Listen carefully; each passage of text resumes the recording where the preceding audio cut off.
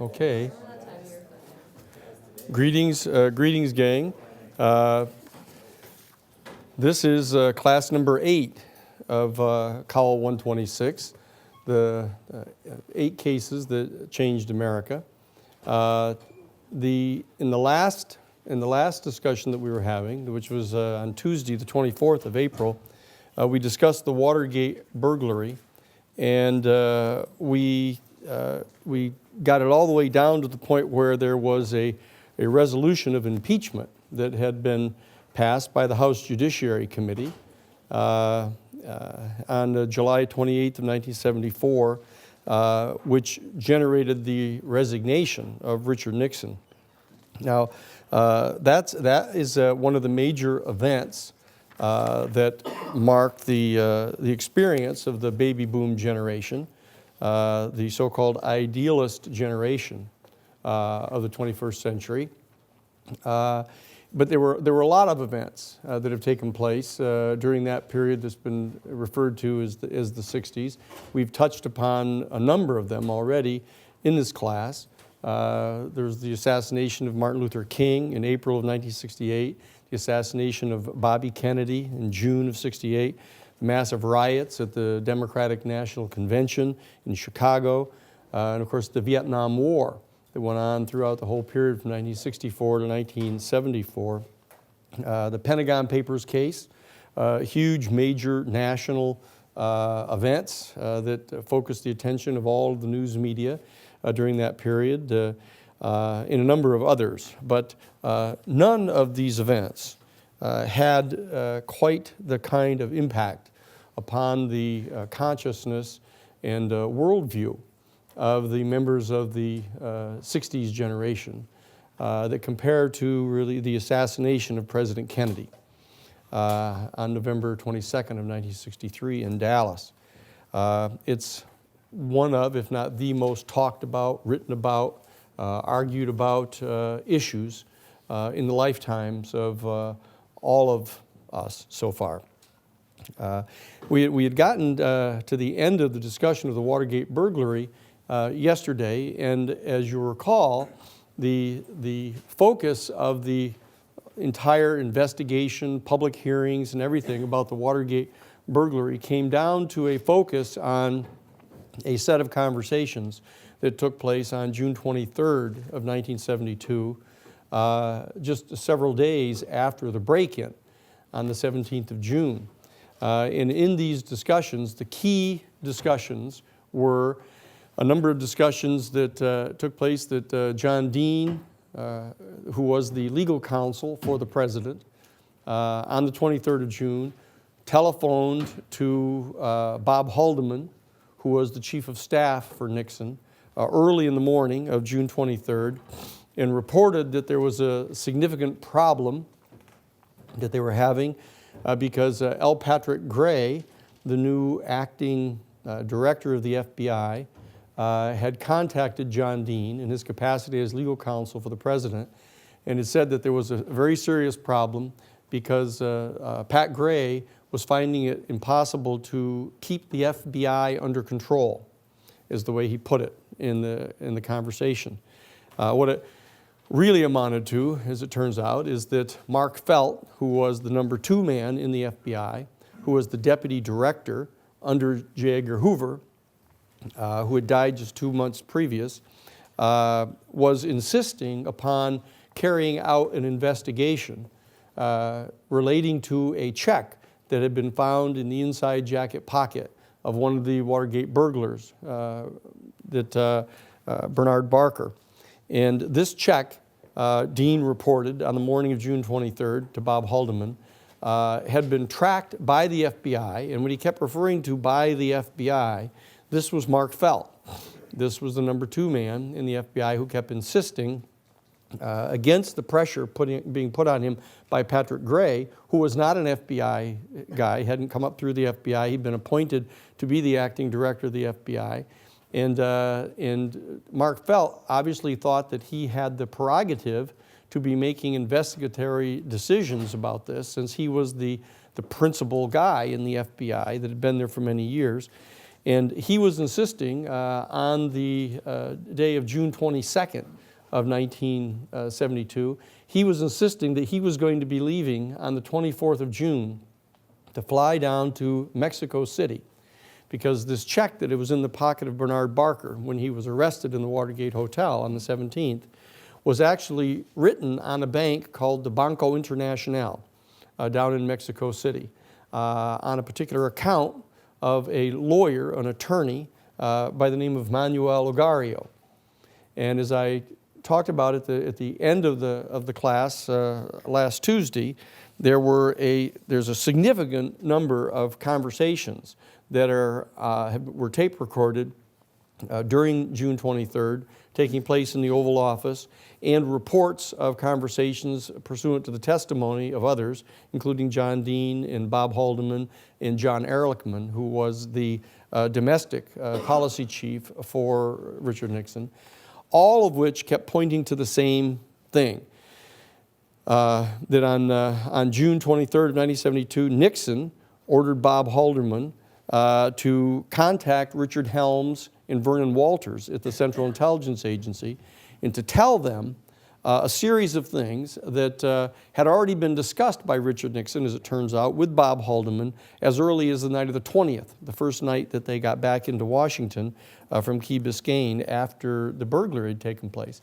And already Nixon had referenced 2 or 3 different times to go tell Ehrlichman that he's got to go see Vernon Walters and tell him that if the CIA does not intervene and stop this investigation by the FBI, and it was clear that the quote, this investigation that they were talking about was the investigation of this check and the fact that it had been drawn on the account of this particular bank account down in Mexico City.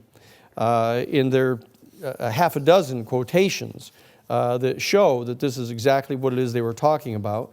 And finally, Richard Nixon said to Haldeman, look, tell Ehrlichman, you guys go over and you tell Dick Helms and Vernon Walters that this Hunt guy is involved, that E. Howard Hunt, who has now been arrested as part of the Watergate burglary, his quote was, this Hunt is the key, he's the lever. Hunt will uncover a lot of things. You open that scab, and there's a hell of a lot of things that'll come out. Tell them that we feel that it would be very detrimental to all of us if this thing goes any further. And as it turns out, as we talked about, pursuant to those instructions from the President, Haldeman and Ehrlichman did go to meet with, or had Vernon Walters and Dick Helms, the director of the CIA and the deputy director, come over to the office at 1:30 in the afternoon on June 23rd, and they told him exactly that. And Helms threw a big fit, but finally they agreed to do this, and Vernon Walters went to meet with Pat Gray of the FBI.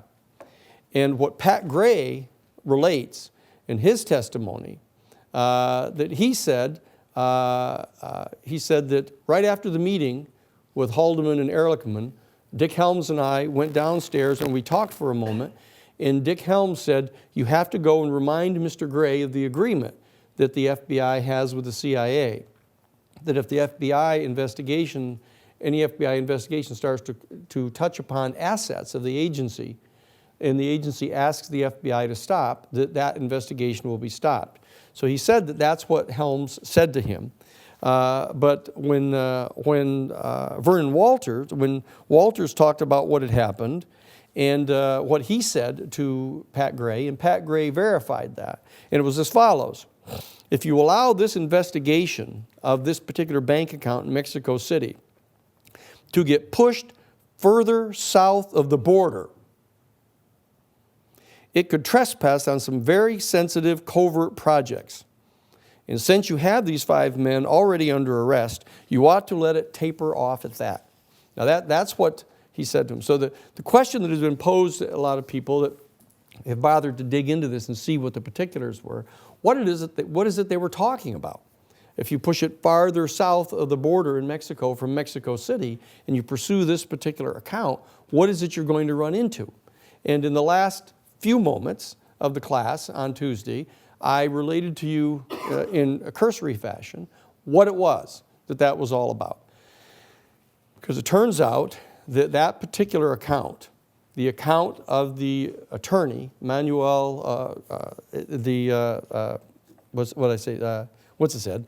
Anyway, Ogario, that Manuel Ogario's account in the Banco Internacional was the exact account through which monies had been funneled and laundered back in 1960 to fund an extremely covert political assassination training base that had been set up in Oaxaca, Mexico, on the ranch of a fellow by the name of Clint Murchison, Jr.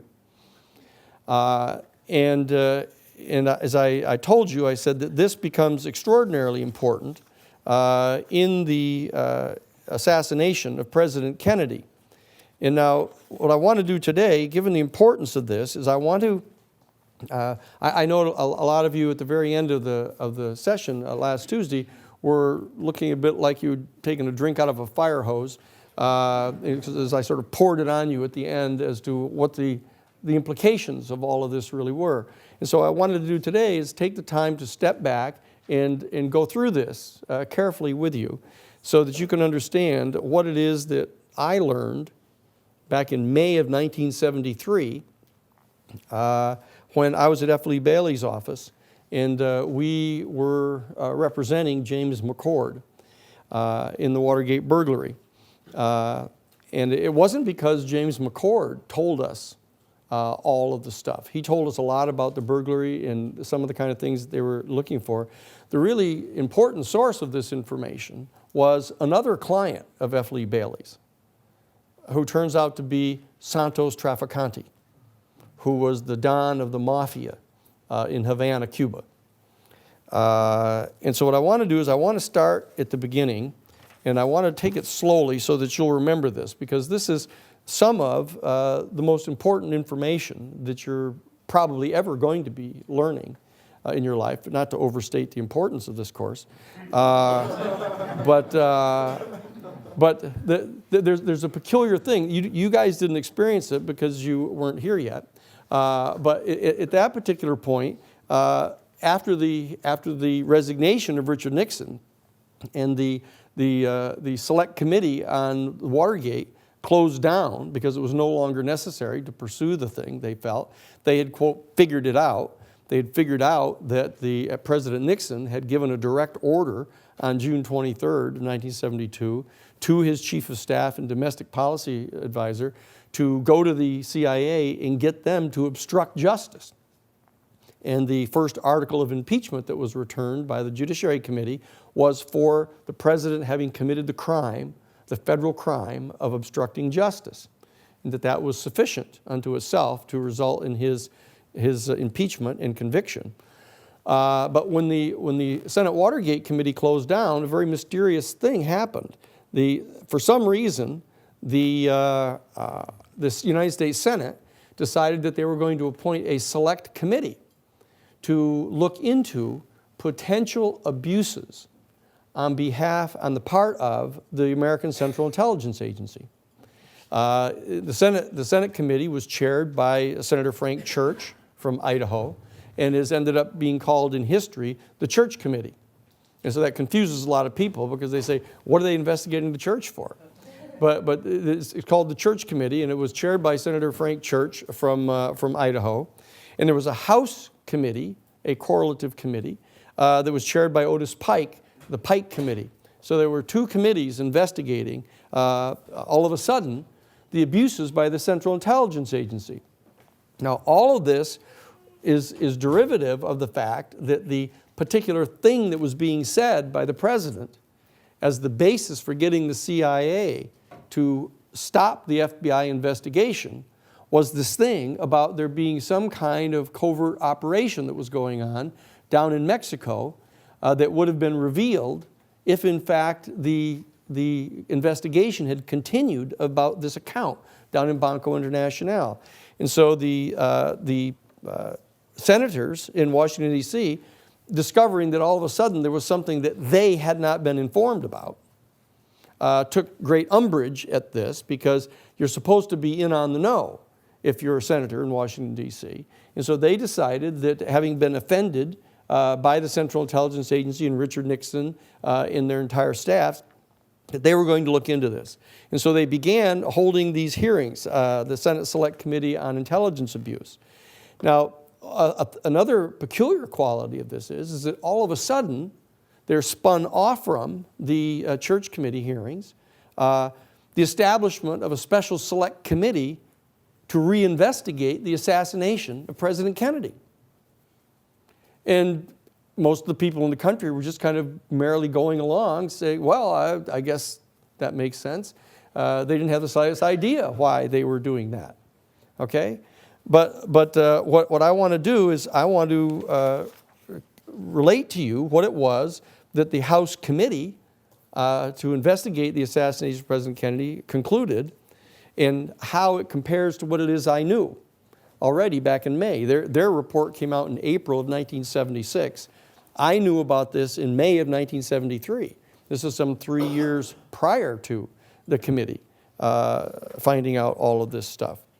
Now, so let's take it a little bit slowly here, but I want to spend just a few minutes preliminarily to point out that it's necessary in approaching something as profoundly important as this, and as monumental as this, is to take it kind of one step at a time. It's like my old friend Robert McIntosh, who is he's the president of the North American Mountain Climbing Association. And I always used to say to him, I say, why do you guys do things like that for? Why do you climb these big mountains and stuff? And he said, oh, look, it's very easy. If you take it very carefully, one step at a time, and you drive your pinions in firmly enough, and know how to tie yourself off at each step and go to the next step, you can climb the biggest mountain. And that's what this is all about here. It's trying to take it step by step so you understand the context of it. The reason that people find it hard to believe what it is that happened to the president is because they don't understand the historical context of it all. That it seems to have happened just kind of out of the blue. It didn't make any sense to people. And so therefore, it was very easy to pass off the complete mythology that, in fact, the president had just been killed by this lone nut gunman by the name of Lee Harvey Oswald. So I want to just spend a few minutes setting the context of this, and so you want to get back to the beginning of when all of this started. And so one can throw out any number of spots where you might want to carve into the thing to start talking about it at its beginning. But I want to very briefly point out that there has been, since the very founding of our country, of our democratic federal republic, there has always been a certain distinct element within the governing circles of our American leaders who have never agreed with the most fundamental principles of our Constitution. They have never agreed with the natural law concept that people are all created equal. They have never agreed that people ought to be allowed to participate directly in the decision-making about our government policies. They've always believed that they were part of an elite that were specially privileged, that in fact had the right to make not only political decisions, but all the economic decisions for the nation. And they have been there since the very beginning. They were represented at the beginning by, for example, Alexander Hamilton. You had Thomas Jefferson and a lot of the Jeffersonians that were into kind of more egalitarian beliefs, natural law beliefs, etc. But you had Alexander Hamilton, who was the attorney that represented the major banking interests in the new country. And they were constantly trying to get established a major central bank. They wanted to have a set of currency that could be controlled by the central bank, that could be created and printed by the central bank and issued as promissory notes, etc. So this dynamic went on throughout the early founding of the country. And it continued throughout that entire first century of our American government. And what it came to, following the American Civil War later, it came to a crunch. At the end of the Civil War, there began a huge impetus on the part of members of this kind of elite to establish a major kind of industrial elite, banking industrial elite in the country.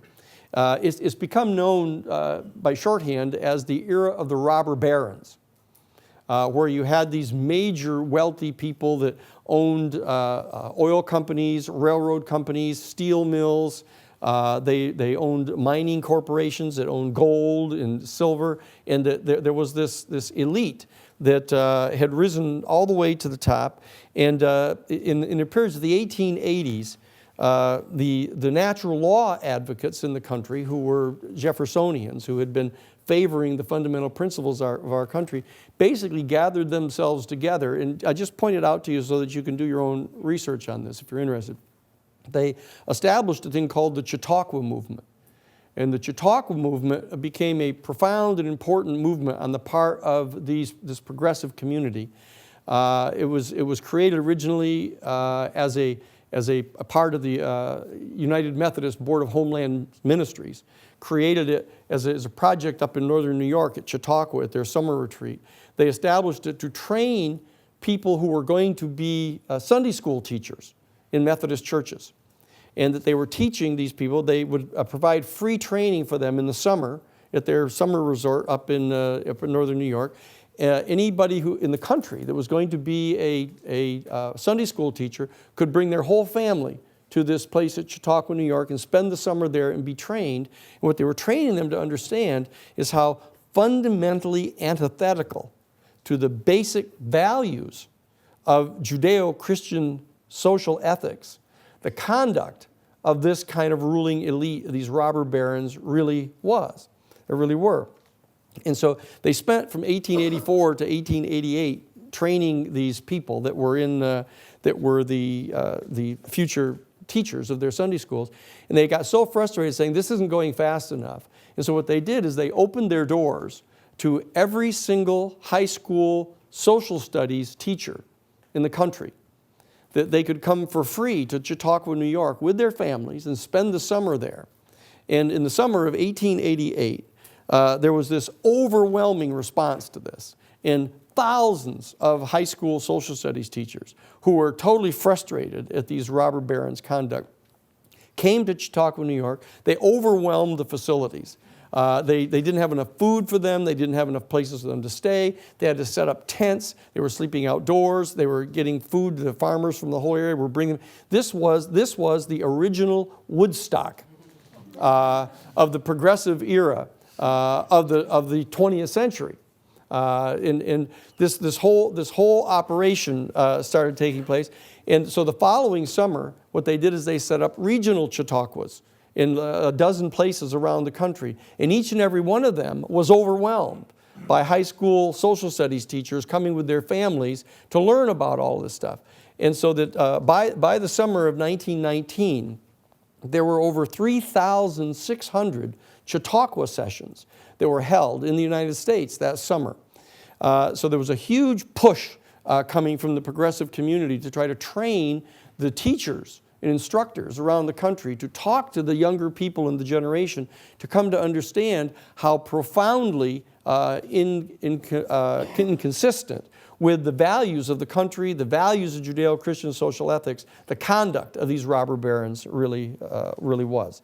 And so that was a major event that was going on before and after World War I occurred. And the problem is that in 1917, in October of 1917, when the Bolsheviks in Russia overthrew the Tsar and forced Russia to withdraw from World War I, the Bolsheviks set up a completely alternative line of attack on the robber barons.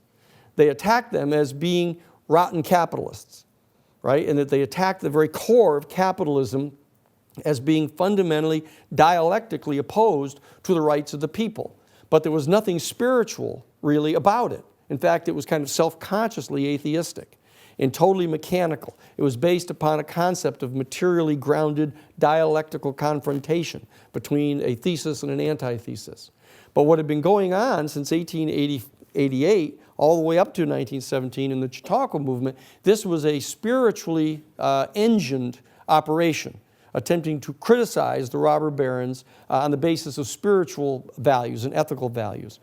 But the bottom line is that was a major period of history, the big progressive era. You would be very well rewarded to take a look at that, because that Chautauqua movement and that progressive movement of the 1880s and early 1900s actually generated some of the most important movements. It was the origins of the women's suffrage movement, which generated by 1919 the right to women to vote.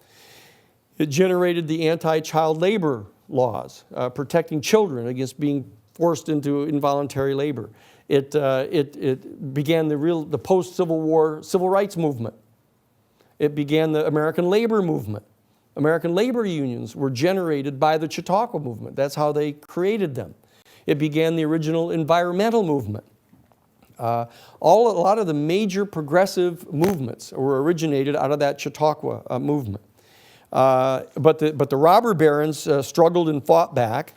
And by the end of World War I, when you had this, in 1917, the Bolsheviks took over in the Soviet Union, withdrew Russia, what happened is a number of these robber barons got themselves together, and they got the federal government to authorize the creation of a foreign military expeditionary force, which people don't know much about, but it was actually fielded and sent to Russia.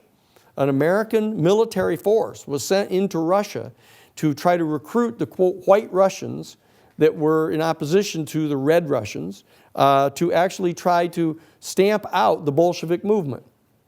So these elite corps in the United States actually participated in promoting and fostering that particular effort.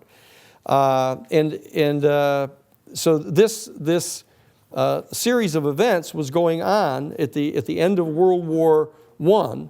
And I should point out to you something very important here. Between 1924, after World War I, between 1924 and 1934, a number of these elite organized themselves in a particular place. It was a major investment house in New York. It was called Brown Brothers. And they joined forces with the Harrimans, and they formed a thing called the Brown Brothers Harriman Investment Corporation. And the executive, the CEO of that particular operation, was a man by the name of George Herbert Walker. And George Herbert Walker, starting in 1924, decided that what he would do is step aside and have his son-in-law, Prescott Bush, would become the CEO of Brown Brothers Harriman. And George Herbert Walker went out and set up a bank affiliated with the Dutch bank, in which they began to take contributions into the bank, investments into the bank, which were being used to finance the rise of Adolf Hitler in Germany. And they became the principal source of financing of Adolf Hitler in the Nazi movement in Germany to create a bulwark against Bolshevism in Europe.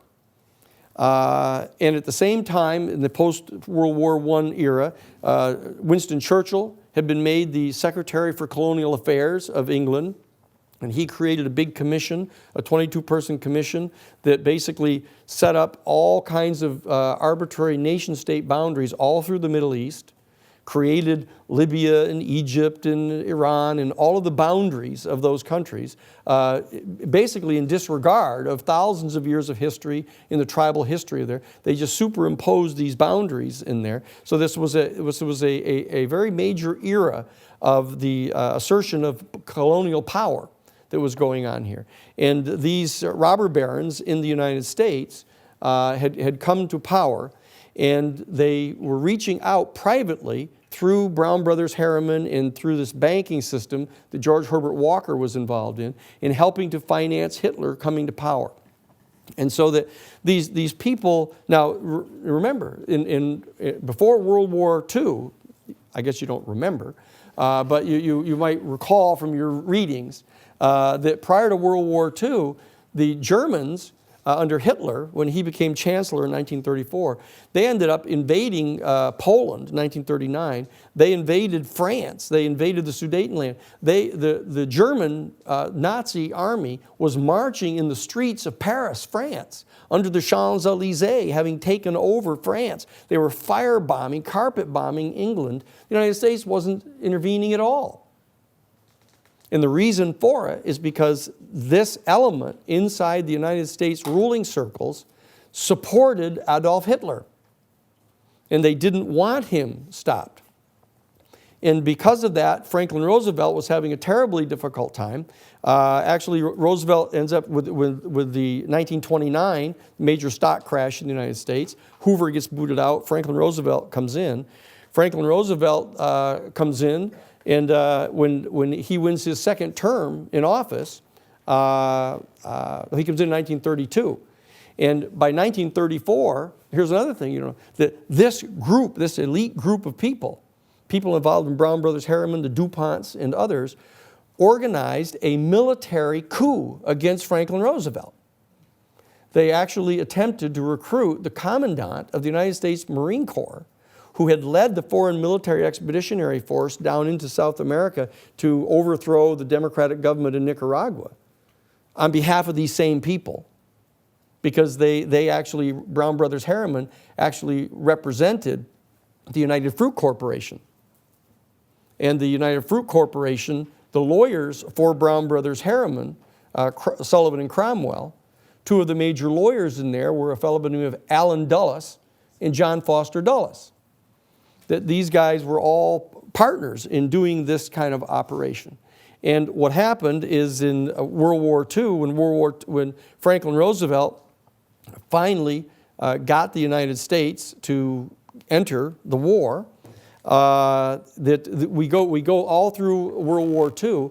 I'm setting this up as quickly as I can because it's important for you to understand that there was this element within the leadership circles of the American society down through history.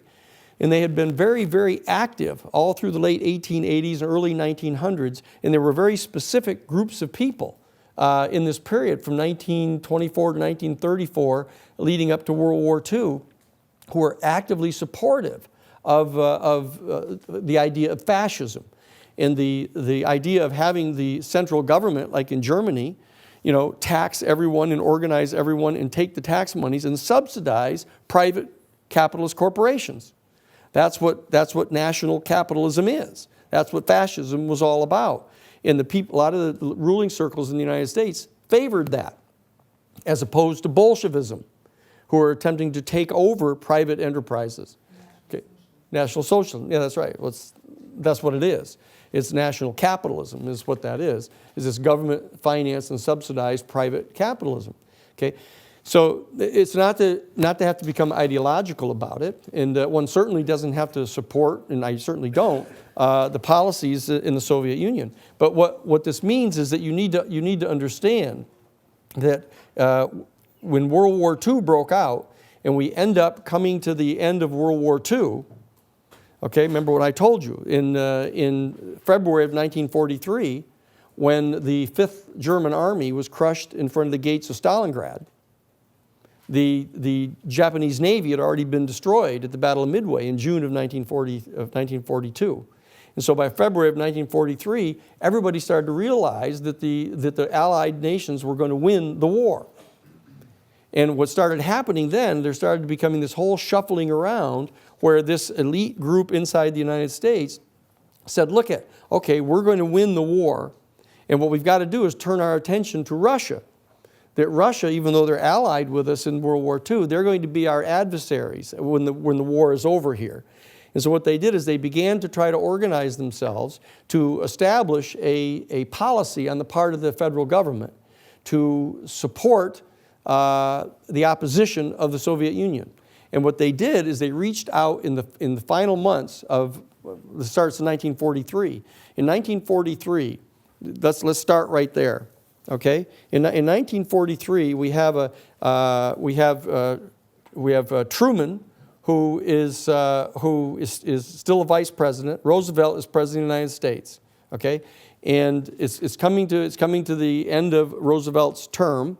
He could still run again, but Thomas Dewey was preparing to run for office, and he knew he was going to be running for president. He was the governor of New York, and what he did is he sent, in 1943, he sent a member of his former staff of the district attorney of New York, a young fellow by the name of Murray Gurfein, who I'm sure you recognize immediately as being the federal judge in the Pentagon Papers case, who had been appointed by Richard Nixon just weeks before he sat as the judge in the Pentagon Papers case.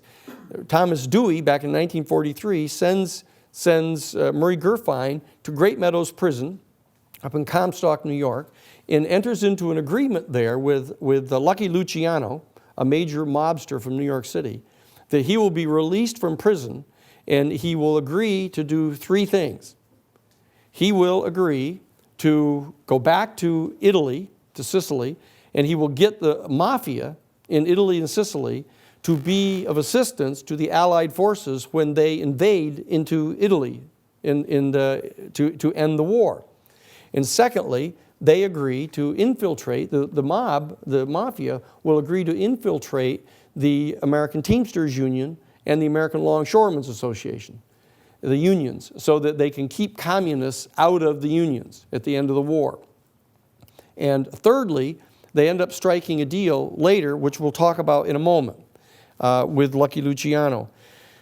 Bottom line is, the war starts winding down to an end, and what happens is, I mentioned Reinhard Gehlen, who was the Third Reich's anti-Soviet intelligence chief, turns himself in. He microfiches a whole set of the files of their assets against the Soviet Union, and he turns himself in to the American forces.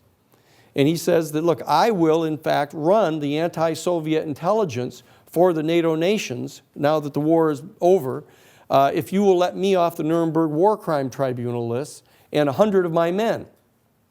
And we'll run the anti-Soviet intelligence for the for the Allied nations now that the war is over. And the United States carries on a negotiation with him at Fort Hunt outside of Washington, D.C. for 6 long weeks. And they end up agreeing to do that. And they put him in charge of the new intelligence agency for West Germany. And Reinhard Gehlen, the Waffen-SS Nazi commander of anti-Soviet intelligence, serves as the primary source of intelligence against the Soviet Union for the Allied nations for the next 26 years, functioning out of West Germany. Okay? And what happens then is they set up this academy I've mentioned to you before, up in Ober-Abergau, up in the Bavarian mountains, and they begin to train a special anti-communist special warfare training academy group. Now, those are things that become very, very important because there began to develop an ethos within the American defense establishment, an intelligence establishment, right at the end of the war, that was basically being supported by Third Reich Nazi Germans that had been actually not only brought in to be the intelligence chiefs against the Soviet Union, but that they brought them in down to Argentina and Venezuela and Brazil, and they helped them escape from Germany, took them off the Nuremberg War Crime Tribunal list, and they set themselves up being advisors to the basic governments down in South America. Now, all of this is established by very clear historical documentation now, but it's not something that many people know about or think about. And so what happened is we had a reaffirmation at the end of World War II of the same kind of anti-Bolshevik, anti-communist, anti-socialist, pro-capitalist, kind of Nazi fascist elements inside our American government that were in coordination with these types of forces. And they pushed very hard at the end of World War II to establish the National Security Act of 1947. And the National Security Act of 1947 created the Central Intelligence Agency, the National Security Agency. They set up a special National Security Council in the White House, and they established a thing called the 5412 Committee. The 5412 Committee is based upon Section 5412 of the National Security Act of 1947, which they interpreted as authorizing them to engage in covert operations, to attempt to promote and foster the national security interests of the United States. At the end of the war, Eisenhower, as you know, Eisenhower was elected in 1952. His vice president was Richard Nixon. Richard Nixon, for 8 years, between 1952 and 1960, as the vice president of the United States, chaired the 5412 Committee. And in that capacity, he oversaw the covert operations that were undertaken by the Central Intelligence Agency to attempt to neutralize the forces of socialism in Europe. And very importantly, they were funded with a deep and dark black operations budget, which was never cleared through Congress, never authorized by Congress, never supervised by Congress, to conduct this covert warfare around the world. And this is that Richard Nixon had become, over this 8-year period, kind of the secret domo of this world. He ran the 5412 Committee. He's the one that authorized the covert operations. They're the ones that accessed the kind of covert operations money. They funded former Nazis all throughout Europe, whose names had been changed, and they ran for public office. Their campaigns were financed through this secret fund. They opposed the partisans in France and in Poland and in Austria and other places. The very people who had opposed the Nazis and had fought the Nazis were suppressed by the United States intelligence community. And covert operations were undertaken to neutralize them, to disrupt them, and the fascist forces were actually positively funded by the American Central Intelligence Agency. Now, this sets the stage for Richard Nixon coming to power. And in January of 1959, now this is a year before the 1960 elections, where John Kennedy is going to be running for the presidency. You have at the end of World War II, one of the additional things, the point I left for a later discussion here, what other thing did they get Lucky Luciano and the Mafia to agree to do, besides infiltrate the longshoremen and the Teamsters Union, and to also agree to be scouts and assist the landing forces in Sicily, at Salerno, and in Normandy? They served as scouts for the American Allied landing forces. That the third thing that they got them to do was there was a secret program set up at the end of World War II, pursuant to which Jack Singlaub, General Jack Singlaub, was assigned to be the first CIA case officer to the Golden Triangle in Southeast Asia. And they oversaw the smuggling of heroin, actually opium, out of the Golden Triangle. And in collusion with the Corsican Mafia in France and Italy, they set up a heroin production operation that was actually smuggling heroin from the Golden Triangle of Southeast Asia through Cuba. And Fulgencio Batista, who was the fascist ruler in Cuba, a totalitarian military dictatorship, he became business partners with Santos Trafficante, who was the Don of the Mafia in Havana. And they put together a major heroin smuggling operation out of Southeast Asia, some of the profits for which were used to finance the Kuomintang, which is the nationalist Chinese of Chiang Kai-shek, who was attempting to oppose the rise of Mao Zedong to power in China. And the primary source of funding for Mao Zedong came through this heroin smuggling that was being coordinated by Santos Trafficante and Batista in Cuba. The American Central Intelligence Agency had a company set up in Havana that was called the Sea Supply Corporation, S period, E period, A period, standing for Southeast Asia Supply, headed by a full-time CIA officer by the name of Paul Helliwell. Paul Helliwell ran this operation, taking some of the profits from the heroin sales that were being supervised by Santos Trafficante in Batista, and purchased weapons and explosives and stuff and had them smuggled into China through Formosa to the nationalist Chinese. So Cuba had become a special place in this covert operation that was going on at the end of World War II. It became the major conduit of heroin coming into the United States, being sold by the mafia in the black ghetto areas to provide financing, covert financing for the nationalist Chinese in Southeast Asia. Now, so at the time, therefore, Richard Nixon was a very prominent person in the 5412 Committee, chairing the 5412 Committee in the National Security Council. So he had contact with a number of these mafia characters. And what happened is on January 1st of 1959, the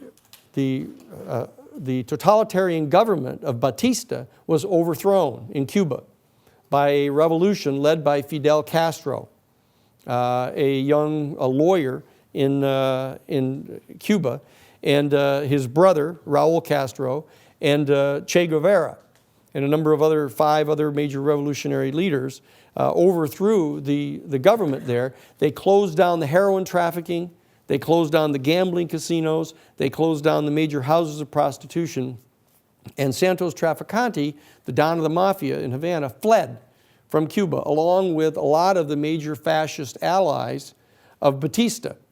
And they fled and came up to Florida, into Miami and Tampa. And that's why Nixon was regularly going down to Key Biscayne, down in Miami. One of his closest associates was a fellow by the name of Bibi Rebozo, who was a major mafia assistant down there, very close to the Santos Trafficante, and also to Meyer Lansky. Meyer Lansky, another major mafia figure, set up a thing called the National Bank of Miami, in Miami, which was a mob bank down there. And in fact, it was Bibi Rebozo that made the major recommendation to Richard Nixon later as president to appoint the chief federal judge down in Miami, a man by the name of James Lawrence King, who was in fact a member of the board of directors of the Miami National Bank. So this is the situation that you've got in January of 1959. So when the Cuban government is overthrown, the Batista government is overthrown, and the revolutionary government comes to power, Fidel Castro and Raul Castro approached the American government saying that they wanted to be friends with the American government, even though they were overthrowing one of their fascist allies. They wanted to be friends. Richard Nixon choreographed the policy of saying that the only condition on which the United States would recognize the new government of Fidel Castro is if they agreed to have no diplomatic relations with the Soviet Union or China. And Fidel Castro refused to do that, very much as Ho Chi Minh refused to do that later in Vietnam.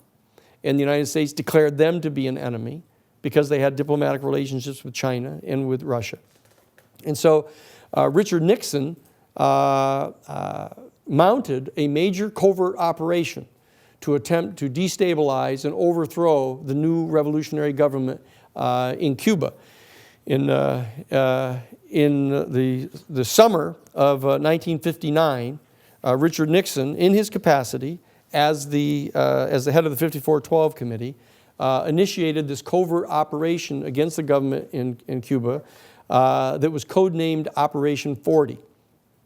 What he did is he recruited a whole bunch of mafia soldiers that had worked for Santos Trafficante down in Havana, that had been the muscle behind their houses of prostitution, their gambling casinos, and their heroin trafficking.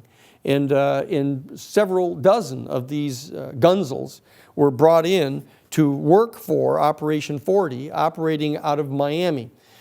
And what they would do is they were working for the Central Intelligence Agency full-time, and they were mounting paramilitary attacks against Cuba.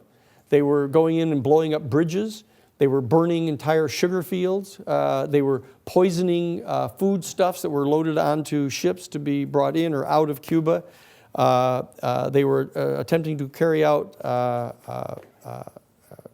destruction of their economy in Cuba through Operation 40. In January of 1960, January 9th of 1960, Richard Nixon announces that he's going to be running for the Republican nomination for president. Okay, Eisenhower is finishing his second term. They had passed the constitutional amendment in 1951, limiting presidents to 2 terms. So Eisenhower had to leave office. Nixon announces on January 9th he's going to be the candidate for the Republican Party. The only realistic competitor for him was Nelson Rockefeller. And as of January 29th of 1960, Nelson Rockefeller withdrew from the Illinois primary. And it became very obvious that Richard Nixon was going to be the nominee. He was functionally unopposed. And on March 8th, John F. Kennedy and Richard Nixon, respectively, both win the New Hampshire primary in 1960. On March 17th was the actual date on which Richard Nixon initiated Operation 40 against the Cuban government using Trafficante soldiers. On April 5th, JFK defeated Hubert Humphrey in the Wisconsin primary. Nixon was now completely unopposed. So what we saw happening now, they were setting up this operation where Kennedy was clearly going to be the nominee for the Democratic Party as of April of 1960, and Richard Nixon was going to be the nominee for the Republican Party.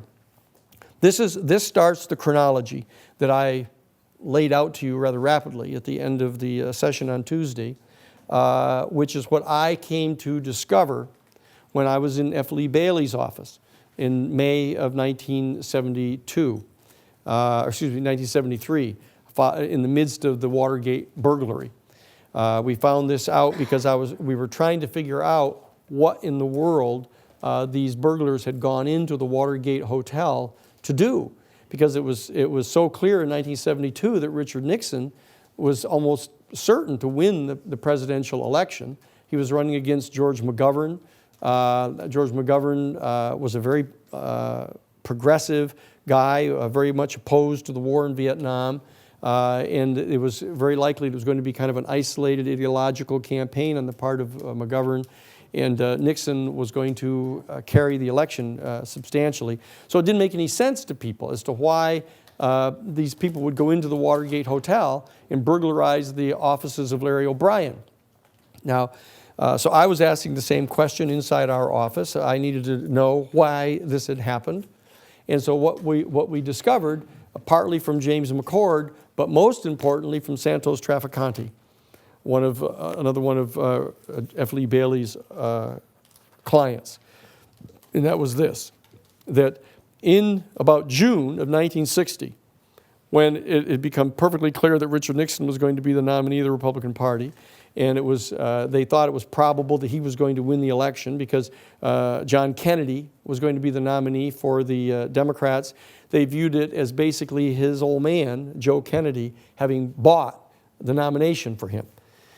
And they didn't think that he could withstand Nixon's 8 years of experience, contacts, 8 years of being the vice president. The Republicans had been in charge, for the entire 8 years.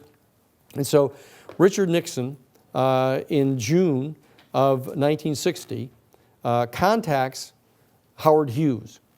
As I mentioned to you, Howard Hughes was this man who had been very, very prominent for 20 years.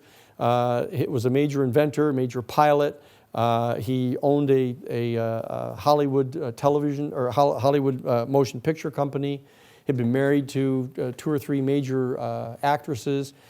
He went into seclusion following his invention of what they call the Spruce Goose, this great big gigantic prototype for the C-5A cargo plane. And people were making a lot of fun of him. He came out and personally piloted it down in Long Beach and flew it all over and landed. And so everybody was aghast at the fact that this really worked. He was so upset at the way he was being treated, he went into seclusion. And everybody figured he just went nuts and went away. Well, it turns out that what he did is he went undercover and he became a covert asset for the National Security Agency. He created a company called the Summa Corporation. He invented a thing called the Glomar Explorer that was capable of retrieving a sunken submarine off the ocean floor in the deepest parts of the ocean. He created a lot of other technological things for the National Security Agency, and a very important project, which to this day remains extraordinarily sensitive. But I'll tell you what it was. He was the chief operating officer on a thing called Operation Desktop, which was an attempt on the part of the American National Security Agency to construct an anti-ballistic missile system to install it on the continental shelf of the United States off both coasts. And it was in complete and total violation of the anti-ballistic missile treaty with the Soviet Union, but they thought they could get away with it covertly by creating a special type of submarines that could construct things underwater, in that was being run by Howard Hughes. And because of this, Richard Nixon, having chaired the 5412 Committee for all these 8 years, had close communications and contact with Howard Hughes. And so what he did is in June of 1960, having been assured that he was going to be the nominee for the Republican Party, highly confident he was going to win the national election, he contacted Howard Hughes via the confidential secure telephone line that they had, and asked Howard Hughes if Howard Hughes would create an assassination team for Richard Nixon, which would assassinate Fidel Castro and Raul Castro and the 5 other heads of the new revolutionary government. And in that conversation, Richard Nixon said, "You cut off the head and the snake will die." And Howard Hughes, in that conversation in the first week of June, did not agree or disagree with Nixon that he would do this. But what he did do after he hung up is he contacted one of his young lawyers, a fellow by the name of Robert Mayhew, and told Mayhew that the president, is how they were referring to him by now, Nixon, wanted to have this assassination team put together. And Howard Hughes delegated to Bob Mayhew responsibility for getting this done. Bob Mayhew then went, they were in Las Vegas. As I said, Howard Hughes lived above the big casino that he owned, a big gambling casino in Las Vegas. His lawyer, Bob Mayhew, went to meet with Johnny Roselli, who was the Las Vegas representative at one of the big casinos that was owned by the mafia. And his principal was a fellow by the name of Sam Giancana. He was the Don of the mafia in Chicago. And the lawyer for Bob Mayhew, the lawyer for Howard Hughes, met secretly with Johnny Roselli, said, "Look, my principal, Howard Hughes, has been contacted by the president, the upcoming president, Richard Nixon. They want this assassination team put together to kill these guys." He says, "And you guys in the mafia have your own reasons for wanting to get rid of Castro, in Che Guevara and these people. You want to reestablish your gambling casinos, your houses of prostitution, and your heroin trafficking. And you want to be able to do this. And so why don't you guys agree to do this?" And so Johnny Roselli flies to Chicago, meets with Sam Giancana toward the end of the first week of June, presents this proposition to Sam Giancana. Sam Giancana says, "Well, wait a second.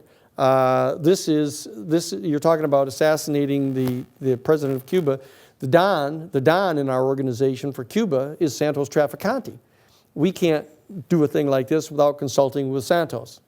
So what they do is they set up a set of meetings now in the middle of the second week to the end of the second week of June of 1960 at the Fontainebleau Hotel down in Miami Beach. And they go down and they have a series of 3 meetings. In the first 2 meetings, they discuss this proposition about whether they're going to be doing this. And they finally decide in principle that they will agree to do this. And so, Santos Trafficante says, look, I don't want to get caught short here and have someone try to blame this on us. I want to make sure that Nixon is the one who has authorized this to be done. And so what he does is he insists that some representative from Richard Nixon come to the third meeting and give them the green light on this proposition. And the guy that comes to the meeting, as I mentioned to you, but you probably didn't get it last time, is he used the nom de guerre Mr. Ed. It was Sheffield Edwards, who was the chief of security for the Central Intelligence Agency at the time, under Bill Harvey.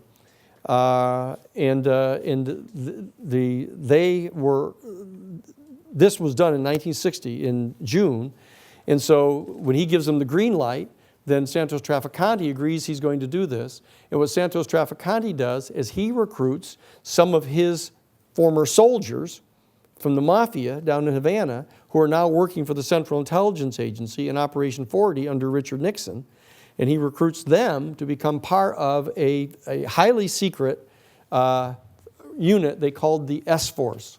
S as in Sam, the S-Force. There are 15 anti-Castro Cubans in this, all of whom were working with the Central Intelligence Agency in Operation 40.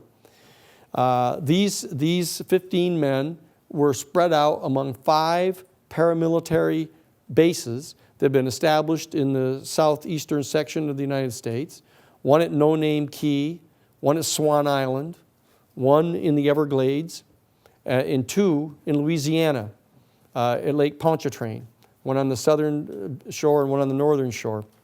And I repeat this because it's important for you to understand the details of this. And that what happened is there was a policy where private planes would go and pick these guys up, these 15 guys, and they would fly them to Fort Huachuca in Arizona. And they would sign in, and then they would just disappear. And they were flown secretly from there down to Oaxaca, Mexico. And they were housed at this ranch owned by Clint Murchison Jr., the son of Clint Murchison, the owner of the Dallas Texan football team, and the Santa Anita racetrack in California. Major contributors to the Republican Party, people that were supportive of John Edgar Hoover, who used to come with his friends to Santa Anita to race there. And this ranch was the Triangular Fire Team training station. And these 15 anti-Castro Cubans, Rafael Chichi Quintero, Ricardo Chavez, Rolando Martinez, Virgilio Gonzalez, these guys, there are a whole bunch of them that we know who they are, that they were trained there by a man by the name of Carl Jenkins. And they were trained in hitting a moving target from 3 separate locations with high-powered rifles to assassinate people that they chose to. And this operation was in full swing by August and September of 1960. When the election was held in November, however, there was a plan afoot already. Nixon was so confident that he was going to win the election that he started planning an invasion of Cuba, which he had planned to undertake right after he got elected to his first term as president in November of 1960. He was going to do this in April of 1961. He was going to stage this invasion where he was going to have the anti-Castro Cubans from Operation 40 go into the Bay of Pigs, set up a base, raise a flag, and announce the fish is red, this code name, the code word they had, at which point Richard Nixon was going to recognize that government as the new free government of Cuba, and they were going to be United States Marines on board ships, U.S. naval ships off the shore of Cuba that were going to come ashore and take over the island and knock out Fidel Castro. Okay, that was the plan of Richard Nixon. And John F. Kennedy was briefed by Allen Dulles in September about the existence of Operation 40. He was not briefed about the plan to invade in the Bay of Pigs in April of 61. And he was not briefed about anything about the S-Force. But he knew about the Operation 40, And so in their second debate in October of 1960, John Kennedy, in the debate, confronts Richard Nixon and says that you're soft on communism. You know, you in fact aren't doing anything about Cuba. Cuba is sitting here 90 miles off our shore where there's a totalitarian government, a communist government there, and you're not doing anything. And Richard Nixon was completely livid because he is the one that created Operation 40. He's the one that was doing all this stuff. He, in fact, was even secretly planning to assassinate these guys. But John Kennedy corners him in the secret debate and makes him look like a weakling. And Nixon he was furious about this. And it comes to the election November 8th of 1960. John F. Kennedy wins by 0.16%. He wins the election by 112,000 votes out of all the votes cast in the United States.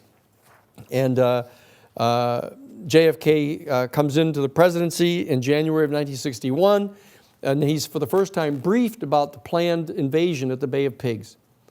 And as I mentioned briefly to you at the end of the class on Tuesday, he refuses to provide the United States Marines. He says, look, if the CIA is correct and it's such an unpopular government, if the Cubans go ashore and they raise the free flag of Cuba and announce that they've come ashore, hopefully all the people will rise up and overthrow Castro, and I'm not going to supply any kind of U.S. Marines for you. But they did, and he did allow private air operation to be launched, as I told you before, out of Nicaragua. But unfortunately, they were an hour late because they were in the wrong time zone. And so this sets the stage now that the Bay of Pigs invasion takes place. The aircrafts don't get there on time to give them air cover. They get massacred on the beach. Some 44 of them are arrested and taken as prisoner by Castro. John Kennedy comes forward and admits that this was a really dumb mistake. He was responsible for it.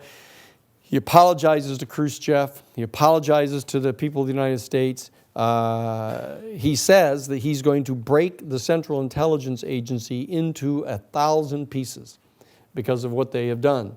But after promising Khrushchev that he was going to stop any further paramilitary activity against Cuba, John Kennedy actually just simply changes the code name from Operation 40 to Operation Mongoose, and he sets up a huge base at the University of Miami called JM Wave, out of which they operate, and he dismisses Allen Dulles as the director of the Central Intelligence Agency, and dismisses the deputy director of the Central Intelligence Agency, and spends the remainder of 1960 and in 1962 having this covert operation going on against Cuba, attempting to overthrow them, directly contrary to the promise that he made to Khrushchev.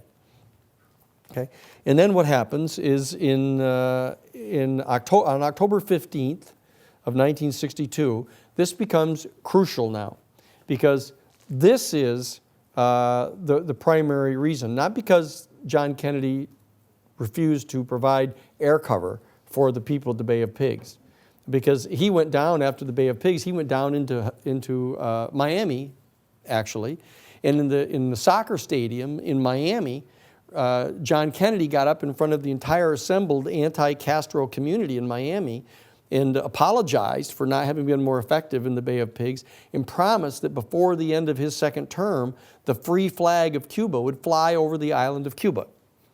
And so he had neutralized any of these arguments about him having not given adequate air cover. But what happened here is that because Khrushchev learned, it wasn't too hard to find out, that the United States was still covertly sending paramilitary operations into Cuba, Khrushchev decided that he was going to put missiles into Cuba. And he starts secretly smuggling missiles into Cuba. And on the morning at 8:30 p.m. in the evening on October 15th of 1962, the Central Intelligence Agency notifies McGeorge Bundy in the White House, National Security Advisor for President Kennedy, that they have photographs, that the U-2 has photographed. The U-2 is this big high-flying airplane that flies like 15 miles above the ground and has these magnificent cameras that take pictures. They were taking pictures showing that there were nuclear missile sites that were being constructed on the island of Cuba. They had 6 different bases, 4 sites at San Cristobal and 2 at Sangre Grande, and they photographed them. The National Security Advisor tells the President, John Kennedy, the following day on October 16th, convenes the members of the National Security Council and 5 additional key advisors at 6:30 p.m. in the evening. He sets them up as the ExComm, the Executive Committee of the National Security Council, and he decides on the 21st, 5 days later, they come to a resolution they're going to blockade Cuba.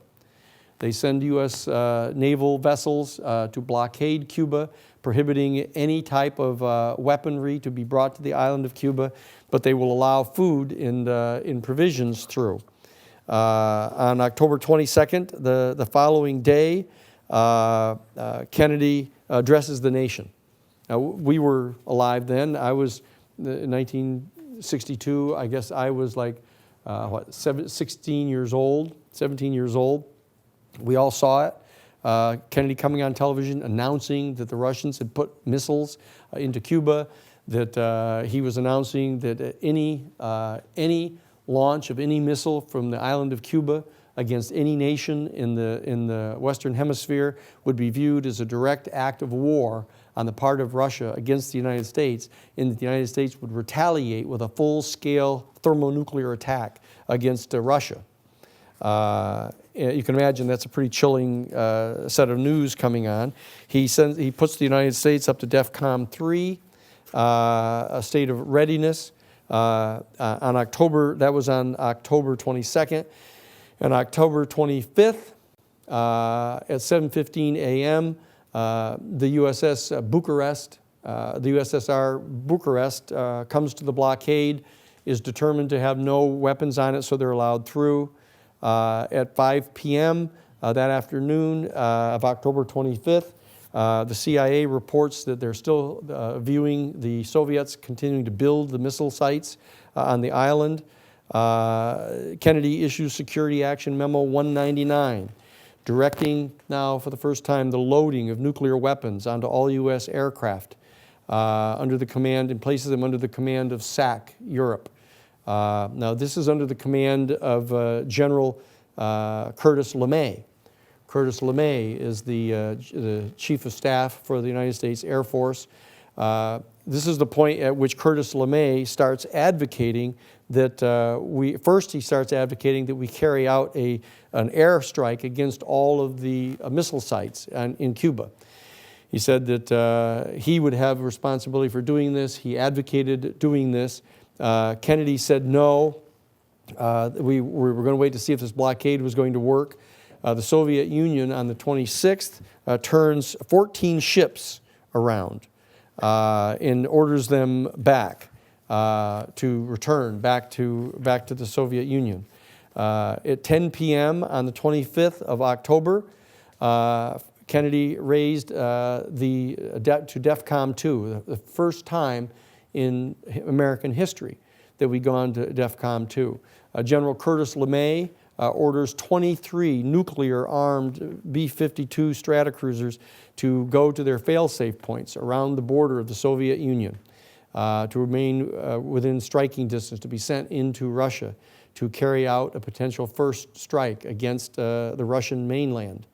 180 SAC bombers go on to airborne alert. 145 U.S. intercontinental ballistic missiles are armed. Their nuclear warheads are armed and they're put at the ready. There are 161 U.S. fighter jet interceptors are put airborne and put on 15-minute alert to be sent to attack any Russian ships that are still attempting to run the blockade. This becomes an extraordinary day. October 26th, This becomes the strategic day here. On between October 26th and Saturday, October 27th, a series of communications are going on between Kennedy and Khrushchev. Khrushchev, at 6 p.m. on Friday, the 26th of October, he sends a message to Kennedy saying that, look, you guys have got these nuclear missiles in in Turkey and in Italy. You say we've got these on the island of Cuba. How about we take ours out of Cuba if we had any, and you take yours out of Turkey and Italy? Kennedy sends back to them, no, that he's not accepting that. How about this? How about you agree to take all of your missiles out of Cuba, and we'll consider giving you a pledge that we will not undertake any more paramilitary actions against Cuba. Khrushchev comes back and says, you already said that. And he said, no, but I really mean it this time, Kennedy says. So these messages are going back and forth. And Khrushchev then sends a message very clearly determined to be written personally by him at 2 a.m. on Saturday morning, October 27th, in which he says he's considering this proposition personally about if he can get a good pledge from Kennedy not to invade Cuba, that would save face for them. But he still wants Kennedy to agree as a gesture of goodwill to voluntarily agree to take the U.S. missiles out of Turkey and Italy. Kennedy is considering this when the following morning, on Saturday morning at 9 o'clock Eastern Daylight Time, Radio Moscow broadcasts a very aggressive speech on the part of Khrushchev, saying that the United States had to remove their missiles from Turkey and Italy. Under no circumstances were they going to withdraw their missiles from Cuba, and it becomes a total hard line. And there's a lot of, this becomes the critical point in time. At 10 a.m., the ExComm, the Joint Chiefs of Staff and the National Security Council, they meet. They've determined that there's been a pushback on the part of the hardcore elements inside the military, in the political party in Russia, that they've overruled Khrushchev. And they aren't going to allow Khrushchev to accept this deal of just having this agreement from Kennedy to withdraw any military operations against Cuba. They're going to demand that the missiles be taken out of Turkey and Italy. At 11:30 a.m., the USS Grozny is reported. This is the USSR craft now. They've got real-time satellites on it now, NSA satellites, and they're doing overflights of these ships that are all coming. They can see missiles under the tarps on the USS Grozny, and it's approaching the barricade, the blockade line. And at this point, Curtis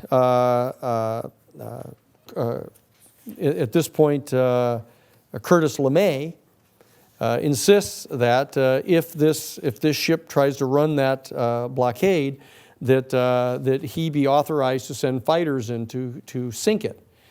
And that if they do that, the Soviets have announced that they would view this as an act of war. And he suggests that, well, we have these 23 nuclear-armed B-52s at fail-safe points around the Soviet Union. Why don't we just send them in against the Soviet Union? If we're going to attack the USS Grozny, we cannot allow the Grozny to cross this line. Kennedy pushes back against him. The head of the Joint Chiefs of Staff pushes back against him. But then at noontime, a U-2 flight is sent over Cuba, piloted by Major Rudolph Anderson, and he is shot down by the Soviets on the island of Cuba. They hit him with a SAM missile, S-75 Diva missile, and shoot him down and kill him. At 3:41 p.m., the United States Air Force Crusader, taking reconnaissance pictures of the island, is shot with a missile, actually a 37 millimeter cannon over Cuba. And JFK is told by Curtis LeMay that he needs to authorize a direct, immediate attack on all of the missile sites on the island. This is an extraordinarily delicate moment. At 8 o'clock p.m. Eastern Time, the United States Navy dropped signaling depth charges on a Soviet submarine that was just off the blockade. These are not deadly depth charges. They're signaling depth charges to start to get depth gauges. But the Soviet submarine had been authorized, if its hull was penetrated by any one of these, to launch its nuclear torpedoes against the U.S. ships at that time. They'd been authorized. It was the first time the Soviet Union had ever authorized one of their field commanders to fire without being given a direct command, a nuclear weapon. The U-2 spy plane, at that point, at 8:35 p.m. that evening, a United States U-2 spy plane accidentally moves into the territory over the Soviet Union and goes 90 miles inside Soviet territory. The Soviets read this as an initial foray to start taking photographs to support a first strike nuclear attack against the Soviet Union. They've got all 23 nuclear-armed B-52s on radar at their fail-safe points. Now the U-2 flight has entered Soviet airspace. And at that point, they start arming and preparing their nuclear missiles. Some 300 intercontinental ballistic missiles are armed by the Soviet Union and are being prepared for launch. The Soviets scrambled MiG fighters from Wrangel Island to intercept the U-2, and the United States sends 25 F-104 jet fighters over the Bering Sea to shoot down the Russian MiGs. At that point, the USS Grozny crosses the U.S. blockade. And it was at that point that Curtis LeMay insisted that he be given authorization to go in to launch a first strike nuclear attack against the Soviet Union. Kennedy said no. The Joint Chiefs of Staff went into session, and what they did is they put in a proposal that LeMay modified his proposal, and this is important. We were talking about the other day. He modifies his proposal to authorize him to launch an attack to destroy all of the missile sites on the island at that point. And it turns out that the commanders of the nuclear missile sites at that point, they were all online and prepared to be fired. They were capable of being fired, and they had received direct orders from the Soviet Union that if an attack were launched by the United States against those missiles, that they were to launch all of those missiles against the United States, which would have resulted in the United States launching a full-scale retaliatory attack against the Soviet Union, and would have destroyed virtually all of human civilization, and would have resulted in a major nuclear winter throughout the northern hemisphere. So this is where we were at 8:30 in the evening at that point in time on the night of the 27th of October. And it was at that point that Bobby Kennedy and Llewellyn Thompson got the idea that what they would do is Kennedy refused the order of LeMay, and he refused the decision that was made by the Joint Chiefs of Staff to authorize the attack on the island at that point. When Kenny O'Donnell came in and told the president that the Joint Chiefs had voted to launch a full strike against the island and to destroy all the missiles, Kennedy said absolutely not, that he was not going to be the man to start this thing. He didn't know at that time that the commanders of the missiles on the island had been authorized and directed to launch a full-scale nuclear attack against the United States, in which probably 100 million people would have been murdered by that strike, and that would have resulted in a full-scale nuclear war. But Kennedy said, "I will not be the man who starts this."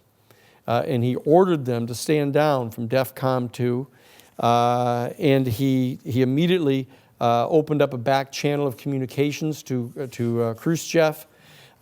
He insisted that they stand down from this. He proposed to Khrushchev that not only would he agree to take the missiles out of Cuba, out of Turkey, and out of Italy, but that he wanted to open negotiations with a nuclear test ban treaty, and he wanted to step back away from this abyss where that they had both looked into. He opened up communications to Castro to start trying to consider normalizing relationship with Castro. He reached out to Khrushchev to start this negotiation on the nuclear arms treaty to disarm all the nuclear missiles. That he started taking a number of very dramatic steps at that point. He immediately, and we're going to run a few minutes over because we started 10 minutes late. But I want to that what happened is that Kennedy gave an immediate order that these bases, these paramilitary bases that had been set up under Operation 40 and were continuing to run under Operation Mongoose, that all 5 of those paramilitary bases be shut down immediately and no more activity be authorized at those bases.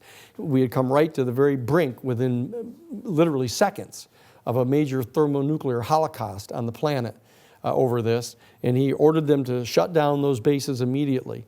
And he opened the back channel to Castro. In November, he issued those orders. In January of 1963, Frank Sturgis, who was the CIA officer in charge of the operations on No Name Key, launched a military attack, a paramilitary attack against the island of Cuba in complete defiance of the orders given to him by the president. Robert Kennedy and John Kennedy, Robert is the Attorney General and John Kennedy is the President, immediately mobilized some 40 U.S. Marshals, full military armed with automatic M16 rifles, put them on 6 helicopter attack gunships and sent them in to No Name Key and burnt out the camp and arrested all of them and charged them with a violation of the Neutrality Act of attacking a country with whom the United States was technically at peace. They thought that was going to be an adequate warning to these people that they had to shut down those bases. But in March of 1963, E. Howard Hunt, in charge, the CIA officer in charge of the camp at the Everglades, started preparing a second paramilitary attack to be launched against Cuba. And Bobby Kennedy and John Kennedy sent in a second series of helicopter gunships, burnt them out, arrested them, charged them with violation of the Neutrality Act. In April, the series of letters started going back and forth between Khrushchev and Kennedy, starting to put together the details of this nuclear test ban treaty. On June 3rd, Walter Sheridan contacts Bobby Kennedy and tells Bobby Kennedy that he has discovered that there is an S-force that had been created of 15 paramilitary anti-Castro Cubans that were engaged in the process of attempting to assassinate Fidel Castro, and that they were still operational.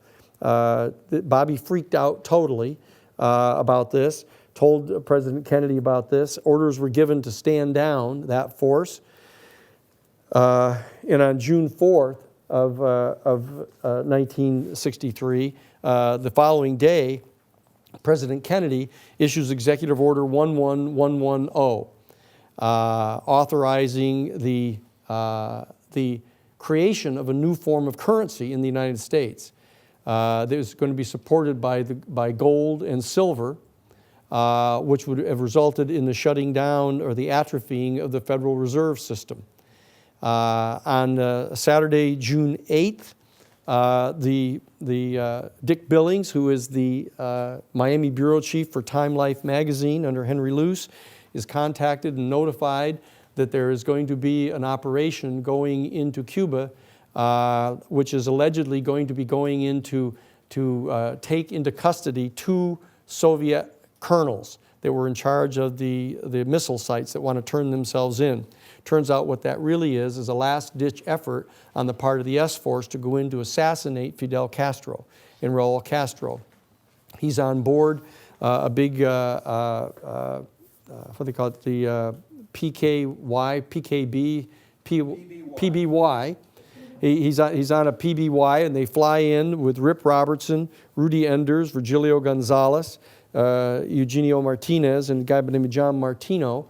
They fly in and they land on the sea outside of Cuba, off Cuba, and a yacht comes pulling up under the ownership of a William D. Pauley, a very wealthy right-wing Republican advisor, and the guy that owned in partnership with the Batista, owned the public transportation system on the island of Cuba. And he has them go ashore from his yacht to try to carry out this assassination operation. And on the night of June 11th of 1963, they're waiting offshore. They go back off to a reef offshore, waiting for this team to come back from this assassination attempt. And they're drinking Jack Daniels and firing tracer bullets off into the night and getting basically smashed on Jack Daniels. And this guy, John Martino, who was a Santos Trafficante mobster on board the thing, starts ranting about Kennedy and what an SOB he is and what a traitor he is for having ordered them to stop this assassination attempt and for shutting down the military bases and for trying to have this contact with Cuba. And Martino is jumping up and down about this. And William D. Pauley, turns to him and says, "Don't worry, John. We're going to kill that motherfucker." And this is the assassination team that has been put together by Richard Nixon and Howard Hughes, originally created to kill Fidel Castro, that has now made the decision as of June 11th of 1963 that they're going to turn on the president and they're going to kill him. And this is the group that does it. This is the group that flies to Dallas, Texas. They were going to kill him in Miami. He was scheduled for a campaign trip into Miami in late October of 1963, but he cancels it because they got word that it was too dangerous for him to go into Miami. He reschedules and he goes into Texas on November 22nd of 1963 and is assassinated by the S-Force. And the word goes out almost immediately after the assassination that a fellow someone has shot Tippit, a Dallas police officer. Tippit was shot by someone, and an all-points bulletin goes out looking for this person, and they stated that he is Lee Harvey Oswald. This is the guy that's suspected of killing this Tippit. And as soon as the word goes out that there's an all-points bulletin out for this guy, Lee Harvey Oswald, everybody who knows about the S-Force realizes that this is the S-Force that has done this. Because Lee Harvey Oswald is the guy that the S-Force was setting up to take the fall for killing Castro. And so as soon as they realized that there'd just been a 180 done here and that they turned around and set up the same guy that was supposed to be designed to take the fall for killing Castro, and they've had him now be the guy that's being sought for this, everybody knew that this is what was going on. And immediately, a massive cover-up starts to roll into place. And lies are flying fast and furious, and the American Central Intelligence Agency engages in a massive cover-up of the assassination. The question that remains, and will have to remain for at least another probably 1 year, is what role did anybody higher up than just the S-Force members themselves, who higher up in the Central Intelligence Agency or any of the other agencies of the American government, if any, how many of them knew about the assassination plan, how many of them authorized it, and if so, why? And that's a matter that will have to remain for the completion of a set of investigations that are going on at the present time. But that's so you'll know, okay? That's so you'll know, and you'll know why it is that it turns out that Richard Nixon when he discovered that Larry O'Brien, who had been for years the Washington major lobbyist for Howard Hughes, when he was made the head of the Democratic National Committee, why it is that Richard Nixon gave the direct order to Jeb Stuart Magruder to send these people into the Watergate. And that is why the 18.5-minute gap is in the tape of one of the discussions that went on the 21st of June of 1972, because it was in that 18.5-minute period that Richard Nixon explained that they had to shut off this investigation because it could lead back to this event that took place in Dallas, and that he was terrified that he was going to get blamed for this because it turns out that he's the one that had created the very team that had killed the president and his major political rival, which eventually allowed him to be able to come into power as the new president. So there's the story. So as I say, the case that I was involved in was the Watergate burglary case itself, but it's one of those kind of things that once you find out a thing like this, is something that you cannot just let rest, and it needs to be resolved. But this was the most traumatic event that took place during the 60s, and it was the most traumatic event helping to form the consciousness of the members of the baby boom generation. So there's that.